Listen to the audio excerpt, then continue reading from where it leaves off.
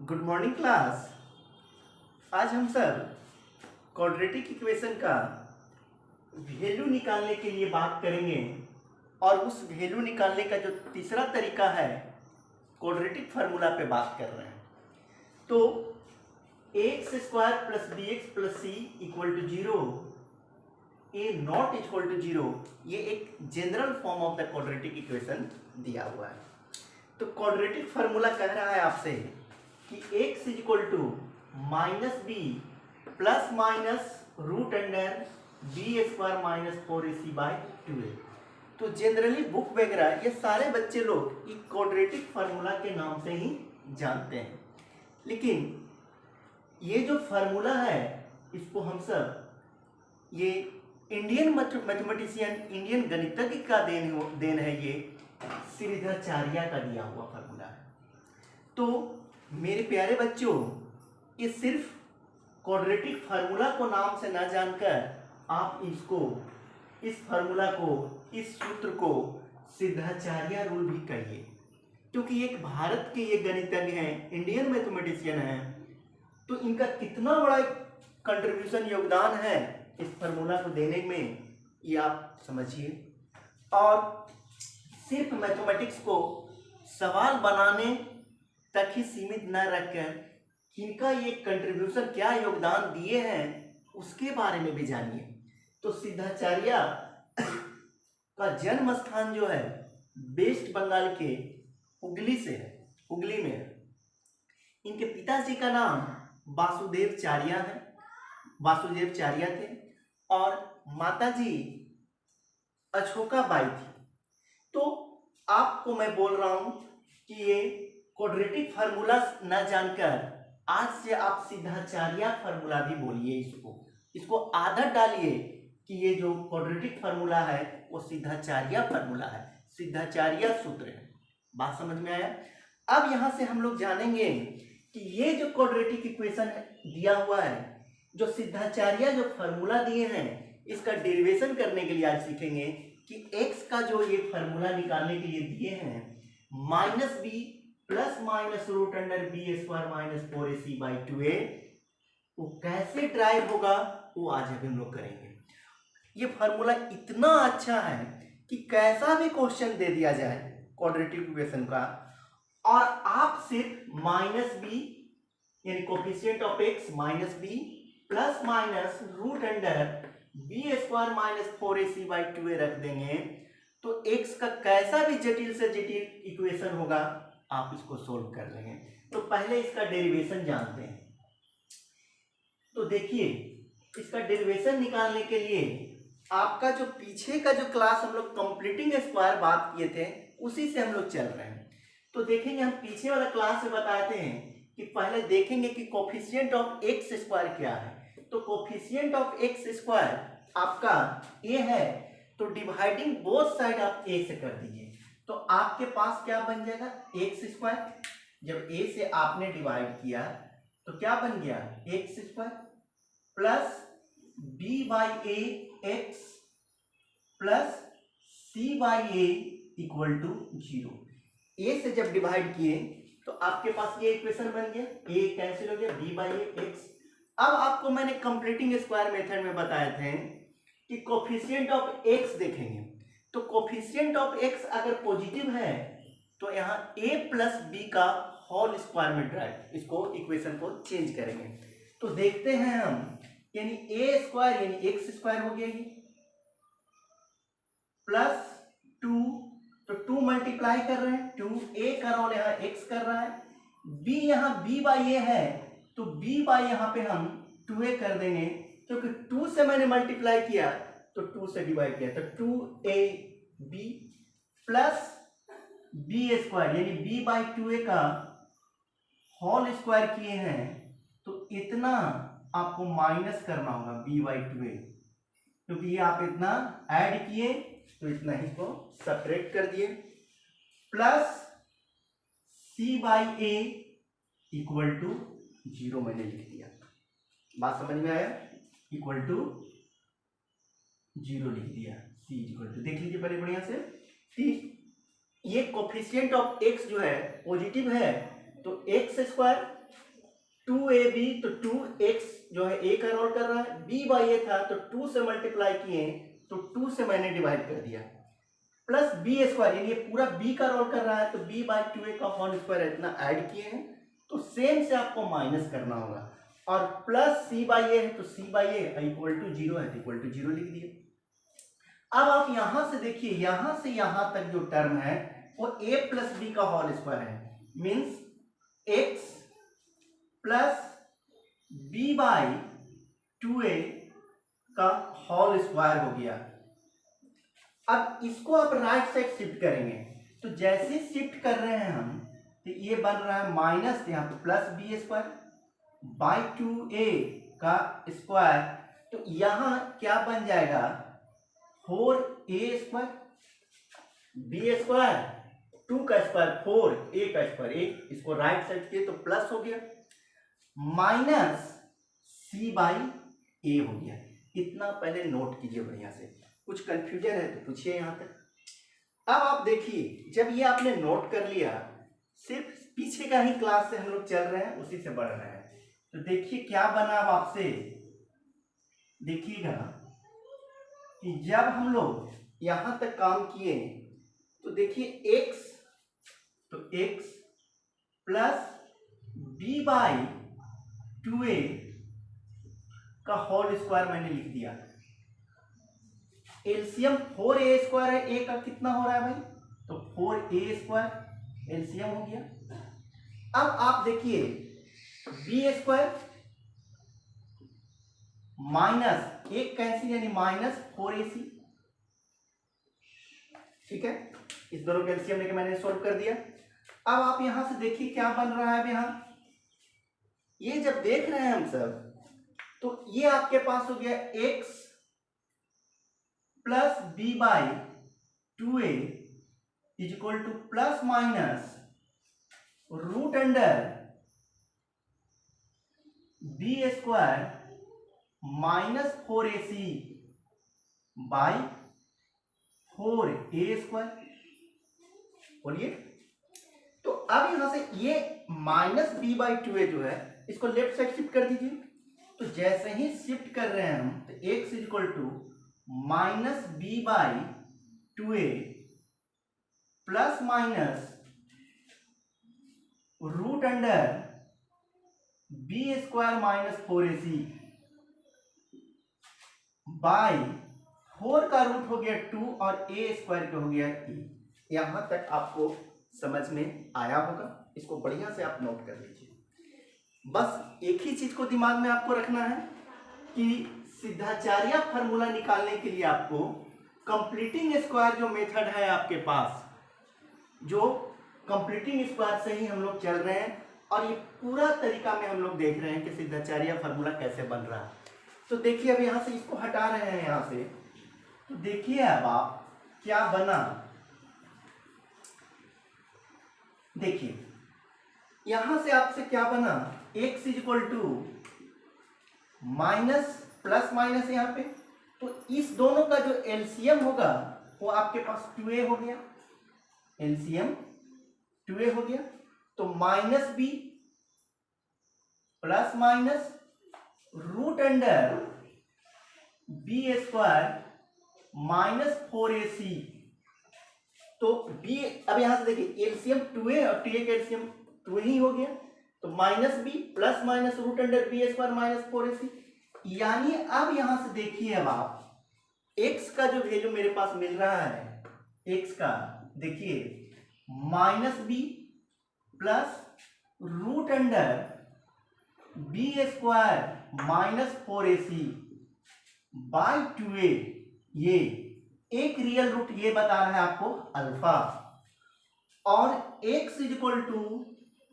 Minus b minus root under b square minus 4ac, इससे एक value मिल रहा है आपके पास बीटा। यही आपके पास minus b plus root under b square minus 4ac by 2a एक अल्फा का वैल्यू दे रहा है, और minus b minus root under b square minus 4ac by 2a by beta यही आपके पास जो मैंने डेरिवेशन निकाला ये सिद्धाचार्य फार्मूला के नाम से जानते हैं। बात समझ में आ गया? तो सिद्धाचार्य फार्मूला क्या है उसका मैंने डेरिवेशन किया। अब बी स्क्वायर माइनस 4ac जो है, ये जो क्वाड्रेटिक इक्वेशन दिया हुआ है उसका नेचर बताता है, यानी उसका वो डिस्क्रिमिनांट है, विवेचक हिंदी में कहते हैं, उसका स्वभाव बताता है। इसको आप बढ़िया से नोट कर लीजिए। तो यहां से देखिए हम हटा रहे हैं भाई, तो अब यहां से समझिए x इज इक्वल टू आपके पास जो है यानी d is equal to b square minus 4ac,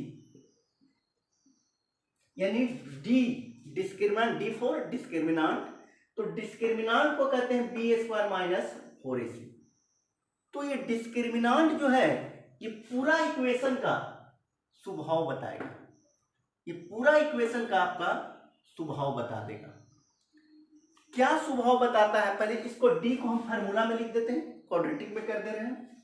तो यहां से देखिएगा आप क्या हो गया, x is equal to minus b plus minus root under d by 2a हो गया, यानी यही आपके पास फार्मूला बन गया, minus b plus minus root under d by 2a, यानी ये सिद्धाचार्य का एक फार्मूला है आपके पास। d यहां पर क्या मैं बोल रहा हूं, डिस्क्रिमिनांट है। डिस्क्रिमिनांट जो है इस इक्वेशन, जो भी इक्वेशन दिया हुआ है उसका नेचर बताएगा कि जो अल्फा बीटा जो आपके पास x का आ रहा है वो कैसा अल्फा बीटा आएगा, वो दोनों सेम वैल्यू आएगा या अलग वैल्यू आएगा। तो उसको हम लोग नेचर ऑफ रूट्स के नाम से जानते हैं। इसको हम लोग पहले नोट कर लीजिए, एकदम अच्छा से नोट कीजिए, कहीं कोई कंफ्यूजन की बात नहीं है। डेरिवेशन समझ में आया है आपको? अब यहां से देखिए, इसको हटा रहा हूं मैं, देखिए क्या बन रहा है, या x का ये जो वैल्यू अल्फा और बीटा है आपके पास, इसको हम लोग नेचर ऑफ रूट्स के बारे में भी जानेंगे। तो नेचर ऑफ रूट्स क्या कहता है, 3 केस होना चाहिए आपके पास, 3 ही बात जान लीजिए। तो d बराबर तो आपको हम बतला चुके हैं, d इज इक्वल टू होता है बी स्क्वायर माइनस 4ac। तो अगर फर्स्ट नेचर जानिएगा, अगर d का वैल्यू 0 से बड़ा हुआ, यानी d का जो भी वैल्यू आया अगर 0 से बड़ा होगा तो x का जो भी वैल्यू होगा वो रियल होगा और डिस्टिंक्ट होगा, यानी दोनों अलग अलग होगा। वो कब होगा, यानी यही क्लियर हो जाएगा कि ये इक्वेशन में क्या होने वाला है, इस इक्वेशन में क्या चल रहा है, वो आपके पास d ही बता देगा कि दोनों वैल्यू x का सेम मिलेगा या दोनों अलग मिलेगा। तो आप सोच लीजिए, उसका कुंडली बताने लगिएगा, वो सिर्फ डिस्क्रिमिनांट देख के बता दीजिएगा कि उसका क्या स्वभाव चल रहा है, उसका मन में कैसा इक्वेशन बनेगा, यानी उसका जैसे जन्म कुंडली होता है ना, वैसा ही आप निकाल रहे हैं। यानी d आपको बता देगा, d का फार्मूला लगाइएगा बी स्क्वायर माइनस 4ac। तो अगर d का वैल्यू 0 से बड़ा हुआ तो उस इक्वेशन का जो रूट्स होगा, यानी उसका जो स्वभाव होगा, x का जो वैल्यू निकलेगा वो दोनों अलग निकलेगा, दोनों डिफरेंट हो जाएगा, यानी इसका कुंडली हम बताने लगेंगे। सेकंड बात कहता है कि अगर डिस्क्रिमिनांट का वैल्यू, इसको नोट कर लिए, सेकंड वाला बात समझ लीजिए, अगर डिस्क्रिमिनांट d का वैल्यू 0 होगा, अगर d का वैल्यू 0 हो गया आपसे, तो उसका जो हिस्ट्री होगा इस इक्वेशन का, x का दोनों सेम वैल्यू निकलेगा, यानी रूट्स जो होगा रियल निकलेगा और इक्वल निकलेगा। इससे पहले मैंने बताया कि अगर डिस्क्रिमिनांट का वैल्यू 0 से बड़ा हो गया तो रूट दोनों अलग था, अगर डिस्क्रिमिनांट का वैल्यू 0 के बराबर हो गया तो अब आपके पास जो वैल्यू निकलेगा वो एकदम श्योर है कि दोनों सेम ही निकलेगा, अलग नहीं होगा। समझ में बात आ गया? और थर्ड रूल कहता है डिस्क्रिमिनेंट नेचर ऑफ रूट्स, देखिए कितना अच्छा बात सब बताया गया है कि अगर आपके पास थर्ड बात आता है नेचर ऑफ रूट्स, d का वैल्यू 0 से छोटा यानी माइनस में आ जाए, d का वैल्यू 1 से कम हो जाए, 0 से कम हो जाए, सॉरी 0 से कम हो जाए, तो उस केस में नेचर ऑफ रूट जो होगा, यानी x का जो वैल्यू होगा वो रियल रूट नहीं होगा, यानी no real roots, no real roots होगा। नो रियल रूट्स होगा, यानी जो इक्वेशन होगा नॉट एग्जिस्ट होगा, यानी रियल वैल्यू नहीं निकल के वो कैसा रूट्स निकलेगा, इमेजिनरी वैल्यू निकलेगा।